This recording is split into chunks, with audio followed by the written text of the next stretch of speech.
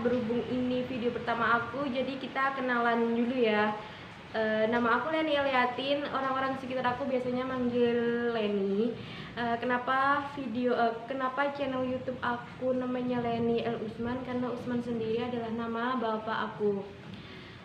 Sebenarnya aku baru aja lulus kuliah dari UIN Maulana Malik Ibrahim Malang, singkatnya UIN Maliki Malang. Di sana aku ambil Fakultas Ekonomi jurusan Manajemen. Aku baru aja lulus dan ini tinggal nunggu jadwal wisuda online-nya dan nunggu ijazahnya turun. Aku masih apply kerjaan sih, tapi belum dapet, ya belum rezekinya ya. Jadi tolong bantu doanya ya biar aku juga cepet dapet kerja. Kalian pasti mikir kalau aku ini backgroundnya pesantren. Enggak, sama sekali, aku nggak pernah masuk pesantren, aku nggak pernah mondok. Aku selama ini sekolahnya di umum, di SMA negeri, maksudnya di SMP-nya juga sama. Jadi aku kalau ditanya teman-teman, kok bisa kamu lulus UIN Malang, itu kan kampus Islam, aku mesti jawabnya tuntunan Allah, karena ada cerita di balik jawabanku itu. Jadi ceritanya gini, aku pernah ditolak SNMPTN, terus aku mutusin buat, singkatnya aku langsung mutusin buat daftar SBMPTN. Aku pernah ditolak SNMPTN, terus aku mutusin buat berjuang lagi biar bisa lolos di SBMPTN. Jadi SBMPTN itu kan ada 3 pilihan yang bisa kita pilih ya, 3 pilihan kampus. Di rumah aku tuh udah cari-cari tahu kampus yang pengen aku daftarin. Ketiga-tiganya itu aku udah cari tahu akreditasinya gimana, jurusan di sana itu gimana akreditasinya. Jadi biar nanti pas daftar, pas ngeklik itu enak, tinggal klik gitu. Pas hari hanya ngeklik pilihan pertama udah aku klik sesuai rencana di rumah. Terus pilihan keduanya ini nggak tahu, tiba-tiba ada tulisan Universitas Islam Negeri Malang Manajemen. Ya udah aku klik tanpa pikir panjang, tanpa aku cari tahu dulu kampusnya itu gimana, akreditasinya gimana, langsung aku klik aja gitu. Terus pilihan ketiganya masih sesuai rencana. Terus pulang ke rumah aku baru cari tahu Universitas Islam Negeri Malang itu alhamdulillahnya ternyata akreditasinya udah A, terus jurusan manajemen yang aku pilih juga udah A.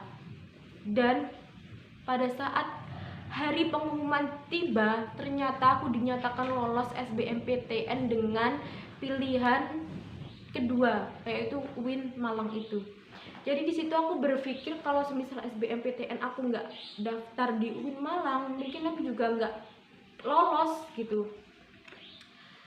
Di situ juga aku kayak emang ya, kalau semisal ketika kita tersesat dan pada saat itu Allah berkenan buat nolong kita, saat itu juga kita ditolong.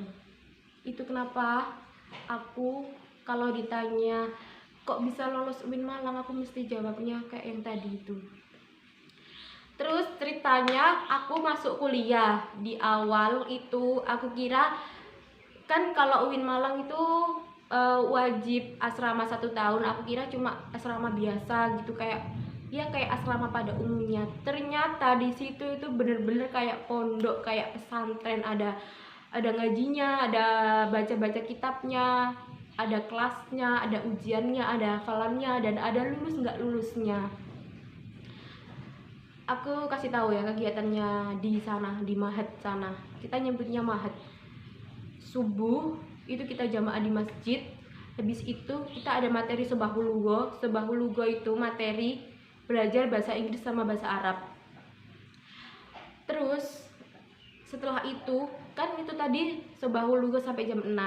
Setelah itu langsung ada taklim afkar sama taklim Al-Quran. Taklim Al-Quran itu kita belajar Al-Quran. Kalau taklim afkar itu kita belajar kitab gundul gitu, kita maknai. Terus habis itu selesai jam 8 itu ada kuliah sampai jam 2. Kalau di tengah-tengah kuliah itu ada jam kosong, kita gunain buat tahsih itu kita hataman Al-Quran, dan itu ada ustadz-ustazahnya yang nyimak. Habis selesai jam 2 kuliah, kita langsung lanjut kelas PPBA. Kelas PPBA itu kelas bahasa Arab jam 2 sampai jam 8 malam, dan istirahatnya cuma pas mau azan maghrib. Jam 8 malam baru kita dapat waktu buat ya istirahat, makan, nugas. Kalau yang ada tugas pasti ada lah ya. Jadi kayak sepadat itu kegiatannya. Bahkan teman-teman aku di sana yang backgroundnya pesantren pun katanya tuh ngerasa berat banget buat ngejalaninnya. Tapi aku yang sebelumnya nggak pernah mondok, nggak pernah belajar di pesantren, terus tiba-tiba dihadapkan dengan situasi yang seperti itu, ya kaget, iya kayak kok gini ya gitu. Berat sih, tapi alhamdulillahnya aku bisa ngejalani waktu 1 tahun itu dengan lancar dan aku lulus semuanya, alhamdulillah. Karena ketika kita nggak lulus mahat itu, kita di semester 3-nya kita nggak bisa ambil mata kuliah agama. Terus kita juga bakalan ngulang kayak materi-materi di mahat itu, ngulang lagi sampai lulus.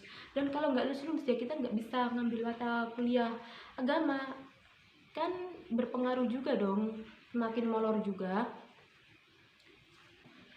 Jadi kayak aku keterima di UIN Malang tuh kayak bener-bener ada hikmah di balik semuanya gitu, di balik kejadian. Di sana aku kenal sama teman-teman aku yang baik-baik banget, yang selalu menjaga sholatnya, yang selalu menjaga tahajudnya, yang selalu menjaga puasa Senin Kamisnya, yang selalu menjaga bacaan Al-Qur'annya. Jadi kayak aku, circleku di sana itu kayak orang-orang yang baik-baik semua dan agamis gitu. Sedangkan aku yang nggak pernah di pesantren, terus kehidupan SMA aku sama kuliah itu beda banget. Kayak ternyata ada ya orang yang kayak gini gitu pada saat itu ya. Terus aku inget banget temenku pernah bilang kayak gini ke aku, "Len, nanti kalau kamu udah masuk surga, terus aku masih di neraka, tolong sebut nama aku ya, biar Allah ikut narik aku ke tempatmu." Terus aku tanya, "Loh Mbak, emang bisa ya kayak gitu?" Terus dia bilang, "Insya Allah bisa. Itu kenapa pentingnya." Terus dia bilang juga kayak gini, "Itu kenapa pentingnya kita harus bisa pilih-pilih teman. Kalau teman-teman kita baik, insya Allah kita juga ikut baik." Jadi kayak di UIN Malang aku tuh nggak cuma belajar tentang duniawi, tapi juga aku belajar soal ilmu agama, nggak cuma dari kiai-kiainya, tapi dari teman-teman aku di sana juga. Semuanya tuh orang-orang baik banget di sana. Ya udah, itu aja cerita dari aku. Kita sambung lagi di video selanjutnya ya. Dadah.